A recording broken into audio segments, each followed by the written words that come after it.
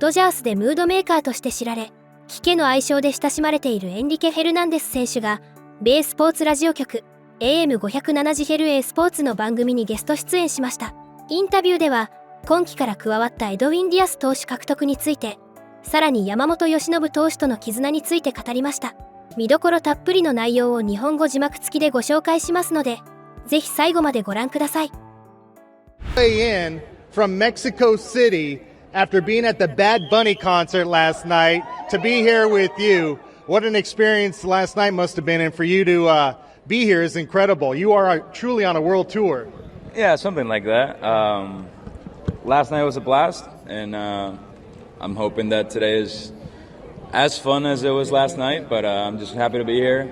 Anytime I can be in LA with some Dodger fans, it's always a good time, and like always, thank you guys. Thanks for the love. What's it like to be as beloved as you are in this city? I mean, these people showed out for you. Wherever you go, it seems like there's always a big following, a big group of fans.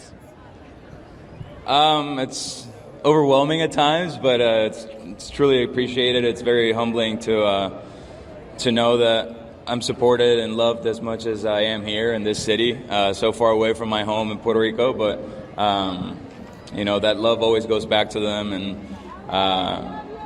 it's been 9 years on this team, and it's been the best 9 years of my life. Back-to-back World Series champions. It happened so quickly. What's it been like for you since the parade, just soaking in what you guys were able to accomplish? Well, I had surgery, so I didn't have much time to think about it. But the only thing that it comes to your mind is, let's do it again. Simple. Three-peat has a nice ring to it. Yeah, I think that's trademark, so we can't do it. But I like to go back to back to back. Have you watched any of the highlights of Game 6 or Game 7? The play specifically that you made to end Game 6? I watched it a few times, but the one that's always everywhere is when Pajes almost killed me. So I've watched that one a few times. And when you see it from that angle, you were involved in it. From what I understand, did you believe the ball fell? And when you watch it, do you still think the ball is going to drop before the play is completed? No. When I think about it now, when I look at it, is one, I still think I could have caught it. Two, I don't know why he jumped, but I'm just glad he caught it. That's it. Is it true that you thought the ball dropped and you thought you lost the World Series before he let you know what happened? Yeah, because I had my back towards the field, and then I was slowing down to get, I was basically underneath the baseball, and the last thing I thought was going to happen was somebody was going to run me over, and as soon as he ran me over, I thought there was no way he was going to catch it. I was underneath the ball, and he ran me over, so we lost. And as I'm on the ground, I'm just thinking, we just lost the World Series, and I'm laying on the ground. That's going to be replayed forever. And it's still being replayed forever, but for the other reason. Yeah, no doubt. Everybody's very happy Andy Pajes was able to run you over and catch it. When you look back at what a close teammate of yours, Yoshi Yamamoto, was able to do, we think back to you taking him out after one of the Padres games in the Díaz last year. Whatever you said obviously worked not only last October, but the entire season. How proud are you of Yamamoto and the warrior that he was for you guys this year? Really proud, obviously. If it wasn't for him, we wouldn't have won the World Series. But,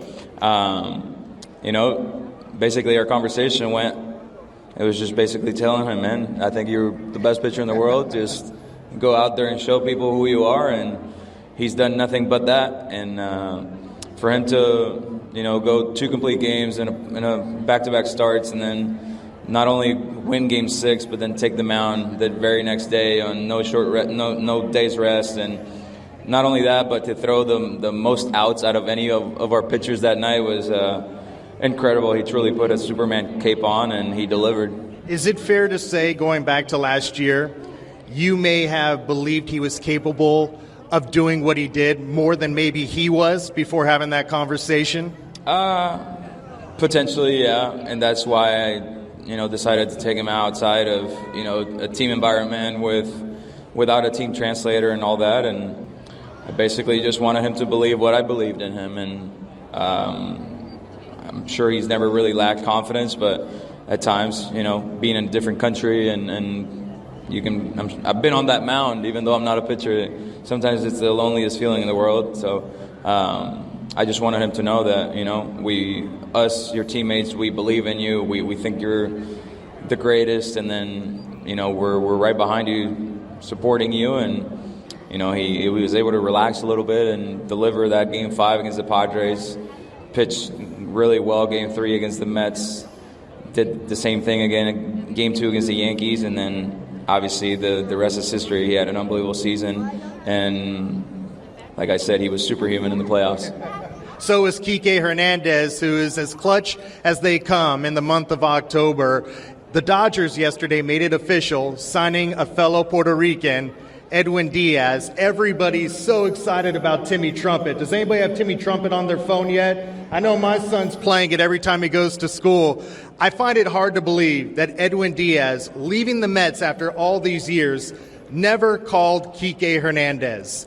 He actually said that he tapped into about how they treat families with the Dodgers, but how much did you play into recruiting Edwin Díaz? I played a little bit of a part. I called Andrew and I let him know that, the interest was legit, that the Dodgers were not just leverage, and, that we had a real opportunity of going after this guy and getting this guy. In my mind, the best closer in baseball right now. And, once I knew that the negotiations were getting real, I reached out to Sugar and I let him know that, at the end of the day, you got to do what's best for you and your family. But the one thing that I can assure you is that if you end up with the Dodgers, you're not going to regret it one bit. You're going to be just fine. Your wife and kids are going to be just fine. I told them the worst thing about the Dodgers organization is that they're so far away from Puerto Rico, and if that's the only thing that's bad about an organization, you're in pretty good hands. And I just let them know, man, like, you come here, you're going to have a chance to win year in, year out. And I think this is the peak of baseball, and as far as an organization, I think this, we play in the big leagues, and the way that the Dodgers treat their people is the way that it should be everywhere, but unfortunately it's not. And lucky for us, we get to experience that, for 162 games plus. And I just let them know anything you need. Your wife can reach out to my wife, ask any questions that you need to ask.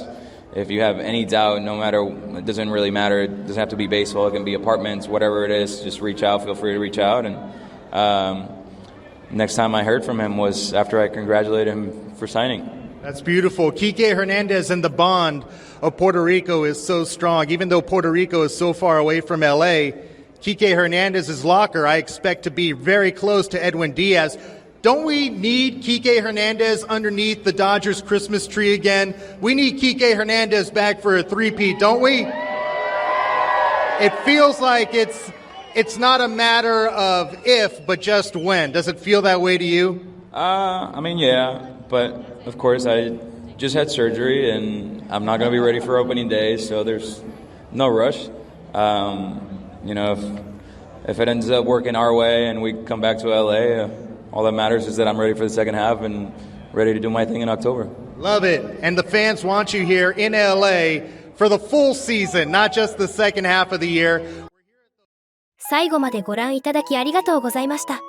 今回の動画についてどういう感想を持たれましたか？ぜひコメント欄で意見や感想をお聞かせください。チャンネル登録やグッドボタンを押していただけると励みになります。それでは次回の動画でお会いしましょう。